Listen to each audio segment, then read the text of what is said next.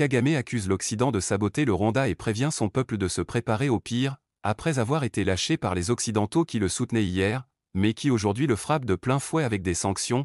Paul Kagame s'est adressé à ses concitoyens ce dimanche 16 mars avec des mots lourds de sens. Notre histoire est complexe, ceux que vous considérez comme partenaires donnent souvent d'une main tout en emportant de l'autre.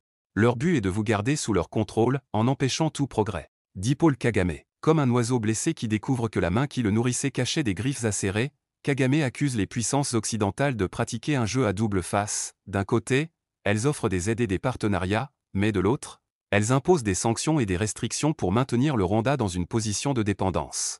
Tel un marin trahi par la boussole qu'il suivait, Kagame semble désormais prêt à naviguer seul, en traçant sa propre route, loin de l'influence des puissances étrangères. Il laisse entendre que le Rwanda doit apprendre à voler de ses propres ailes, sans attendre la main tendue d'un partenaire qui pourrait, à tout moment, refermer son poing.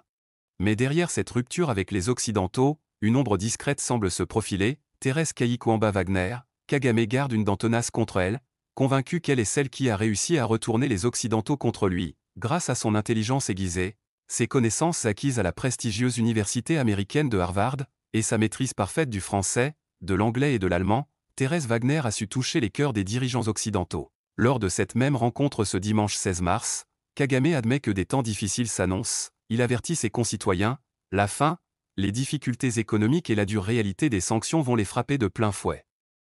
Finga Mukanda, a-t-il déclaré, Kagame a demandé à ses concitoyens de se serrer la ceinture, prédisant les difficultés économiques auxquelles son pays allait être confronté.